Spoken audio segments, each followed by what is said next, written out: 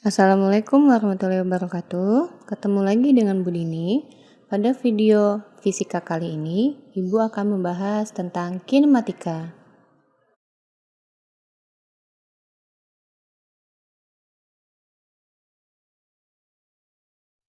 Nah, kinematika itu apa? Kinematika adalah ilmu yang mempelajari bagaimana gerak dapat terjadi tanpa memperdulikan penyebab gaya terjadinya gerak tersebut. Nah, gerak itu sendiri adalah perubahan kedudukan atau tempat suatu benda terhadap titik acuan, titik asal, atau posisi. Selanjutnya, posisi, jarak, dan perpindahan. Apa ya ini? Nah, perhatikan titik sebagai posisi A dan titik sebagai posisi B. Nah, titik ini adalah posisi, yaitu letak suatu benda pada suatu waktu tertentu terhadap suatu titik acuan tertentu. Posisi merupakan besaran vektor yang menyatakan kedudukan suatu benda terhadap titik acuannya. Selanjutnya, panah yang berkelok-kelok berwarna pink ini sebagai jarak. Jarak itu adalah panjang lintasan yang ditempuh oleh suatu benda dalam selang waktu tertentu. Nah, pada garis panah berikut ini yang berwarna hitam disebut dengan perpindahan, yaitu perubahan posisi suatu benda dalam selang waktu tertentu. Nah, perpindahan ini hanya bergantung pada posisi awal dan posisi akhir. Kita bisa bilang yaitu jarak terdekat atau resultannya. Jadi, perpindahan itu tidak bergantung pada lintasan yang ditempuh oleh benda. Beda dengan jarak ya, kalau jarak itu tergantung lintasan. Selanjutnya, kelajuan dan kecepatan. Kelajuan dan kecepatan itu berbeda ya. Kelajuan adalah besaran yang tidak bergantung pada arah, sehingga kelajuan merupakan besaran skalar. Kelajuan selalu bernilai positif. Nah, alat untuk mengukur kelajuan adalah speedometer. Sedangkan kecepatan yaitu adalah besaran yang bergantung pada arah, sehingga kecepatan merupakan besaran vektor. Nah, alat untuk mengukur kecepatan adalah velocitometer. Seperti kita tahu, untuk mencari kecepatan bisa menggunakan rumus V sama dengan percepatan kali waktu atau jarak per waktu. Oke, kecepatan itu ada dua, yaitu kecepatan sesaat dan kecepatan rata-rata. Nah, rumus kecepatan sesaat yaitu turunan dari posisi terhadap waktu. Sedangkan rumus kecepatan rata-rata yaitu selisih posisi akhir dikurang posisi awal dibagi selisih waktu. Begitu juga dengan kelajuan. Kelajuan ada dua, yaitu kelajuan sesaat dan kelajuan rata-rata. Besar kelajuan sesaat itu posisi per waktu, sedangkan kelajuan rata-rata yaitu rata-rata posisi dibagi dengan selisih waktu. Selanjutnya ada lagi yang namanya percepatan atau akselerasi. Percepatan adalah perubahan kecepatan dalam selang waktu tertentu suatu benda atau objek yang mengalami percepatan karena adanya gaya yang bekerja pada objek tersebut.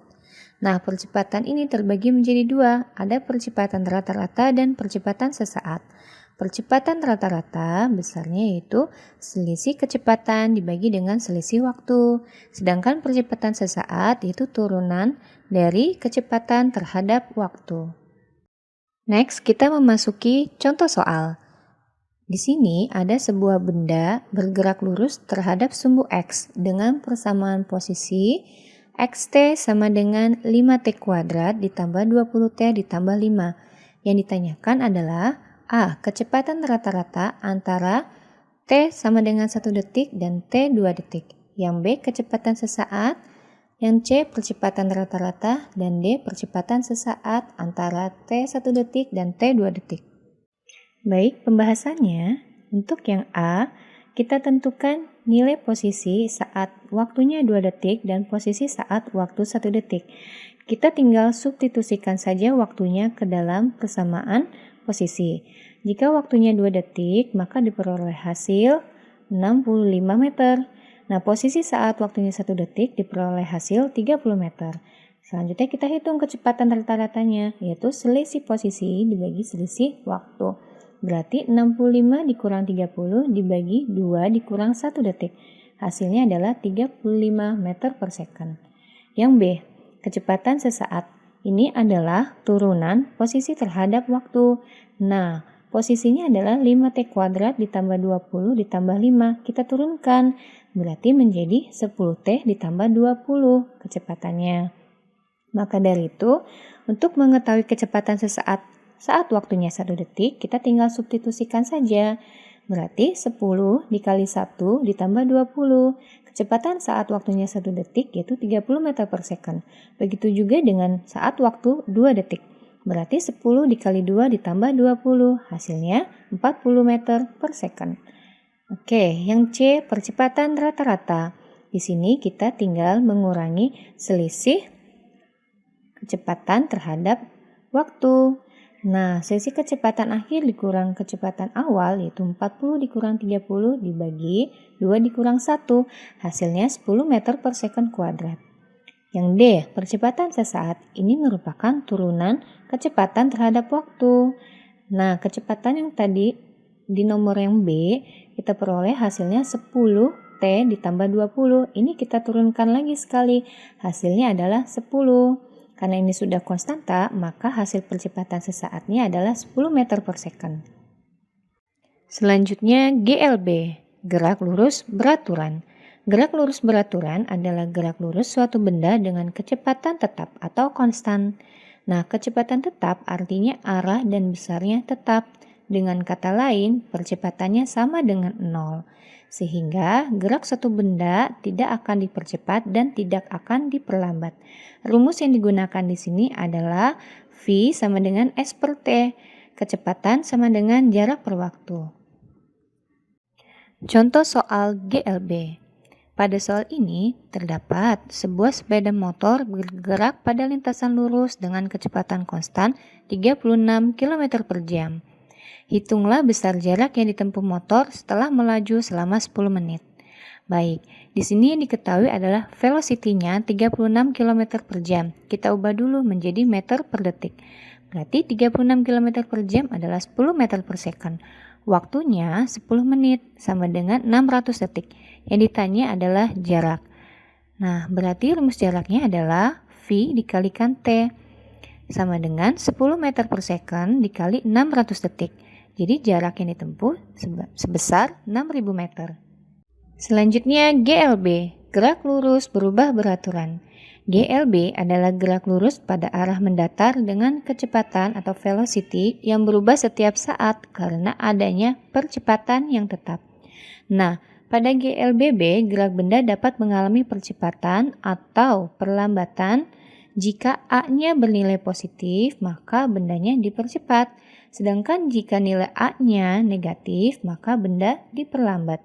Berikut ini adalah rumus yang bisa kita gunakan pada GLBB. Nah, jaraknya sama dengan V0T ditambah setengah AT kuadrat.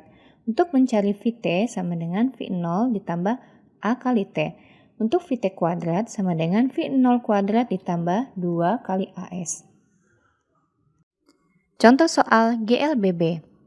Pada soal ini terdapat sepeda motor yang dipercepat 7 meter per second kuadrat dari keadaan diam. Nah, waktu yang ditempuh hingga mobil melaju pada 42 meter per second sebesar, baik, berarti di sini yang diketahui percepatannya atau akselerasinya 7 meter per second kuadrat. Kecepatan awal atau V0 sama dengan 0 meter per second karena mulai dari keadaan diam. Nah, kecepatan akhirnya 42 meter per second. Yang ditanyakan adalah waktunya. Oke, berarti kita bisa menggunakan rumus VT sama dengan V0 ditambah A kali T. Kita tinggal substitusikan saja, VT-nya 42, V0-nya 0, A-nya 7. Sehingga waktunya tinggal 42 meter per second dibagi 7 meter per second kuadrat. Sehingga diperoleh waktu tempuhnya 6 second. Bagaimana? Mudah bukan? Tertarik dengan belajar kinematika? Oke, jika ada yang ditanyakan, silakan ditanyakan. Terima kasih atas perhatiannya. Sampai jumpa di video berikutnya. Wassalamualaikum warahmatullahi wabarakatuh.